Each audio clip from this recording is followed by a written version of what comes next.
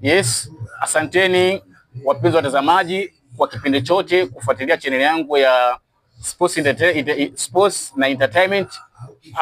Mchambuzi wenu kama kawaida ni mimi George Livingstone, na channel yangu ya Sports Entertainment and Sports Entertainment, lakini kwenye akaunti yangu natumia jina la Sergeant Meja.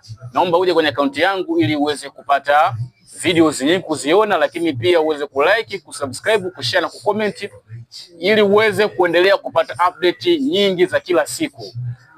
Leo hii nitawaletea mada inayohusu sanaa yetu ya maigizo, wapi ilipotoka na wapi ilipo sasa. Sawa? Na tukiangalia hii sanaa, kwanza tujue nini maana ya sanaa. Sanaa ni tungo ya kiufundi ambayo imefanywa na msanii ili kuleta ujumbe kwenye jamii au kwa hadhira inayokusudiwa. Kwa mfano mimi ninapofanya kitu changu kwamba cha sanaa, wewe ninapofikishia, manake mimi nakuwa nimefikisha sanaa kwako. Kwa hiyo wewe ni hadhira ambayo unanisikiliza mimi katika kitu ambacho ninachokifanya. Kwa mfano hivi ninavyozungumza, basi wewe ndio unakuletea sanaa yangu mimi, yani ni ya utangazaji au sanaa yangu ya uchambuzi nileta kwako. Kwa hiyo ndio tafsiri ya neno sanaa. Sasa tuje kuzungumzia sanaa maigizo ni nini. Sanaa maigizo kwanza ni sanaa ambayo huwa inaonekana kupitia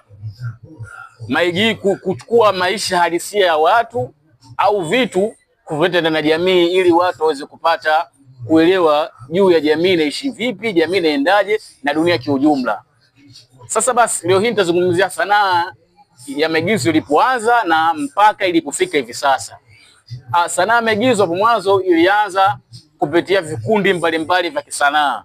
Kwa mfano kulikuwa kuna vikundi vya ngoma, kwa mfano Afro Dance Group, ambapo ilikuwa kama kina Mzee Majuto, kina Mzee Smolu na wengine wengi. Lakini pia kulikuwa na makundi kama vile Kaole, kulikuwa kuna makundi kama Nyota Isembo, kulikuwa kuna kundi kama kipindi kile Kidede Arts Group kinajengua. Ukienda kule Kenya wenzetu kuna kina Tausi. Kwa hiyo makundi yalikuwa yako mengi. Kwa hiyo zamani wasanii walikuwa wapo katika ndani ya makundi.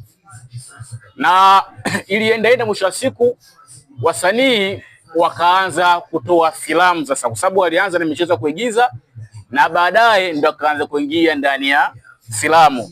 Kwa hiyo baada ya kuingia ndani ya filamu sasa ndipo kila mtu akaanza kujitegemea. Ndio tukaja kuona watu kama kina J+ wakatoa movie zao, watu kama kina Vincent Kigosi na wengine wengi wakaanza kutoa movie, na mwisho wa siku sanaa ikanatembea taratibu. Kweli sanaa imeenda, mwisho wa siku sasa sanaa ikanapanuka zaidi. Ikanapanuka, mwisho wa siku ikakuwa na ushindani baina ya wasanii kwa wasanii. Hivyo